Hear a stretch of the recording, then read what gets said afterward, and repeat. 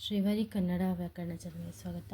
4ನೇ ತರಗತಿಯ ಸವಿಗನ್ನಡದ ಹುತಾತ್ಮಕ ಬಾಲಕ ಒಂದು ಪಾಠದ ಒಂದು ನೋಟ್ಸ್. ಒಂದು ವಾಕ್ಯದಲ್ಲಿ ಉತ್ತರಿಸಿ. ಬ್ರಿಟಿಷರಿಗೆ ಭಾರತವನ್ನು ಬಿಟ್ಟು ತೊಲಗಿ ಎಂದು ಎಚ್ಚರಿಕೆ ಕೊಟ್ಟವರು ಯಾರು? ಬ್ರಿಟಿಷರಿಗೆ ಭಾರತವನ್ನು ಬಿಟ್ಟು ತೊಲಗಿ ಎಂದು ಎಚ್ಚರಿಕೆ ಕೊಟ್ಟವರು ಗಾಂಧೀಜಿಯವರು, ಮಹಾತ್ಮ ಗಾಂಧೀಜಿಯವರು. ಹುಬ್ಬಳ್ಳಿಯ ಜನತೆ ಪ್ರಮುಖವಾಗಿದ್ದ ದಿನ ಯಾವುದು? 1942 ಆಗಸ್ಟ್ 15ರಂದು ಹುಬ್ಬಳ್ಳಿಯ ಜನತೆಗೆ ಪ್ರಮುಖವಾದ ದಿನ.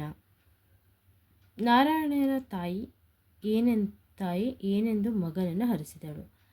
ದೇವರು ನಿನಗೆ ಒಳ್ಳೆಯದನ್ನು ಮಾಡಲಿ ಎಂದು ಹರಸಿದಳು. ನಾರಾಯಣನು ಕೂಗಿದ ಘೋಷಣೆ ಯಾವುದು? ಬ್ರಿಟಿಷರೇ ಭಾರತ ಬಿಟ್ಟು ತೊಲಗಿ ಎಂಬ ಘೋಷಣೆಯನ್ನು ಕೂಗಿದನು. 2-3 ವಾಕ್ಯ. ಬಾಲಕ ನಾರಾಯಣ ಮುಂಜಾನೆ ಎದ್ದು ಹೇಗೆ ಸಿದ್ಧನಾದನು? ಬಾಲಕ ನಾರಾಯಣ ಅಂದು ಮುಂಜಾನೆ ಬೇಗನೆ ಎದ್ದು ಸ್ನಾನ ಮಾಡಿ ಕೈಯಲ್ಲೇ ನೇಯ್ದ ಖಾದಿ ಚಡ್ಡಿ ಅಂಗಿ ಮತ್ತು ಗಾಂಧಿ ಟೋಪಿಯನ್ನು ಧರಿಸಿದನು. ಮನೆಯ ಬೀರುವಿನಲ್ಲಿದ್ದ ತ್ರಿವರ್ಣ ಧ್ವಜವನ್ನು ತೆಗೆದುಕೊಂಡು ಬ್ರಿಟಿಷರ ವಿರುದ್ಧ ಪ್ರತಿಭಟನಾ ಮೆರವಣಿಗೆ ಭಾಗವಹಿಸಲು ಸಿದ್ಧನಾದನು. ನಾರಾಯಣನ ತಾಯಿ ಏಕೆ ಎಚ್ಚರಿಗೊಂಡಳು? ಅದು ಒಂದು ಲಾಂಗ್ ಇದೆ, ಸೊ ಅದಕ್ಕೆ ನಾವು ಇದರಲ್ಲೇ ನೋಡ್ಕೋಬೋದು ಕ್ಲಾಸಲ್ಲಿ. ಅಂದರೆ ನೀವು ಇಲ್ಲಿಂದ ಬರಿಬೋದು. ಅಮ್ಮ, ಬ್ರಿಟಿಷರ ವಿರುದ್ಧ ಪ್ರತಿಭಟನಾ ಮೆರವಣಿಗೆ ನಡೆಯುತ್ತಿದೆ, ಅದನ್ನು ಕೂಡಿಕೊಳ್ಳಲು ನಾನು ಹೋಗುತ್ತಿದ್ದೇನೆ ಎಂದು ಬಾಲಕ ನಾರಾಯಣನ ಕಣ್ಣಿನಲ್ಲಿ ಅಪೂರ್ವ ಕಾಂತಿಯನ್ನು ನೋಡಿ, ಮಗು, ನೀನು ಇನ್ನೂ ಕಿರಿಯವ, ದೊಡ್ಡವನಾದ ಮೇಲೆ ಮೆರವಣಿಗೆಯಲ್ಲಿ ನೀನು ಹೇಗೆ ಸೇರಲು ಸಾಧ್ಯ ಎಂದು ತಾಯಿ ಗುಡುಗುತನದಿಂದ ಹೇಳಿದಳು. ಅದನ್ನು ಸಹ ಬರಿಬಹುದು. ನಂತರ 3ನೇದು ಒಂದು ಲಾಂಗ್ ಆನ್ಸರ್. ಪೊಲೀಸರು ಸಿಟ್ಟಿನಿಂದ ಏಕೆ ಕುದಿಯುತ್ತಿದ್ದರು? ದುರ್ಗಾ ಬಯಲಿನಲ್ಲಿ ಸೇರಿದ್ದ ಜನರನ್ನು ನಾರಾಯಣ ಸೇರಿಕೊಂಡನು. ನಾರಾಯಣ ತಾರಕ ಸ್ವರದಲ್ಲಿ ಬ್ರಿಟಿಷರೇ ಭಾರತ ಬಿಟ್ಟು ತೊಲಗಿ ಎಂದು ಘೋಷಣೆಯನ್ನು ಕೂಗುತ್ತಿದ್ದನು. ಇತರರು ಅವನ ಕೂಗನ್ನು ಬೆಂಬಲಿಸಿದರು. ಇದನ್ನು ಕಂಡ ಪೊಲೀಸರು ಸಿಟ್ಟಿನಿಂದ ಕುದಿಯುತ್ತಿದ್ದರು. ಯಾರು ಯಾರಿಗೆ ಹೇಳಿದರು? ಎಲ್ಲಿ ಹೋಗುತ್ತಿರುವೆ ಮಗು? ಮೊದಲನೇದಾಗಿ ಈ ಮಾತು ನಾರಾಯಣನ ತಾಯಿ ನಾರಾಯಣನಿಗೆ ಹೇಳಿದಳು. 2ನೇಯದು, ಅಮ್ಮ, ಹಿರಿಯವ ಮತ್ತು ಕಿರಿಯವ ಎಂಬುದು ಮುಖ್ಯವಲ್ಲ. ಈ ಮಾತನ್ನು ನಾರಾಯಣನು ತನ್ನ ತಾಯಿಗೆ ಹೇಳಿದನು. ನಿನಗೆ ಏನು ಬೇಕು?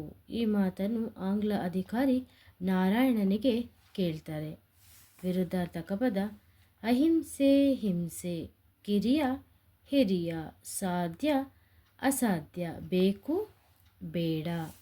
ಇಲ್ಲಿ ಪದಗಳನ್ನು ಸ್ಪ್ಲಿಟ್ ಆ್ಯಂಡ್ ರೈಟ್ ಅದನ್ನು ಮಾಡಬೇಕು. ಗುಣವಂತ, ಗುಣ ಪ್ಲಸ್ ವಂತ. ಶೌರ್ಯವಂತ, ಶೌರ್ಯವಂತ. ಬುದ್ಧಿವಂತ, ಬುದ್ಧಿವಂತ. ಹಣವಂತ, ಹಣವಂತ. ಸ್ವಂತ ವಾಕ್ಯದಲ್ಲಿ ಬಳಸಿ. ಘೋಷಣೆ. ಓಕೆ. ಬಾಲಕ ನಾರಾಯಣನು ಬ್ರಿಟಿಷರ ಕುರಿತು ಘೋಷಣೆಯನ್ನು ಮಾಡಿದನು, ಕೂಗಿದನು. ಅಹಿಂಸೆ. ಗಾಂಧೀಜಿಯು ಅಹಿಂಸೆ ಮಾರ್ಗವನ್ನು ಅನುಸರಿಸುತ್ತಿದ್ದರು. ಜೋರಾಗಿ.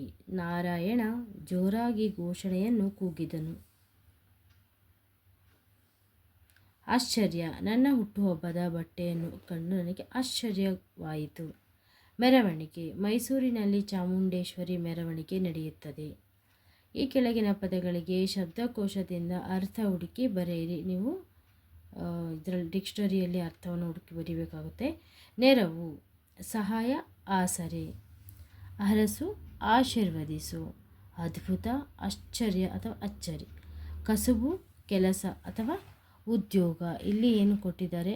ಇಲ್ಲಿ ಸಮಾನಾರ್ಥಕ ಪದಗಳನ್ನು ಕಂಡುಹಿಡಿಯಬೇಕಾಗುತ್ತೆ. ಆಶ್ಚರ್ಯಕ್ಕೆ ಇದರಲ್ಲಿ ಸಮಾನಾರ್ಥಕ ಪದ ಯಾವುದು? ವಿಸ್ಮಯ. ಇದರಲ್ಲಿ ಬೆರಗು. ಅದೇ ರೀತಿಯಾಗಿ ಕಾಡು. ಕಾಡು ಅಂದರೆ ನಮ್ಗೆ ಗೊತ್ತಾಗುತ್ತೆ, ಬಯಲು, ಪಟ್ಟಣ ಅದೇನೂ ಆಗಲ್ಲ. ಕಾಡು, ಅಡವಿ. ಅರಣ್ಯ, ಬಿಡಿಸು ಕಾನನ ಅರಣ್ಯ. ಸುಳಿವು. ಸುಳಿವಿಗೆ ಚತುರ ಆಗಲ್ಲ, ಗುರುತು ಆಗುತ್ತೆ. ಕುರುಹು, ನೆನಪು ಇದೆ. ಇದರಲ್ಲಿ ಸುಳಿವಿಗೆ ಏನು ಆನ್ಸರು? ಕುರುಹು.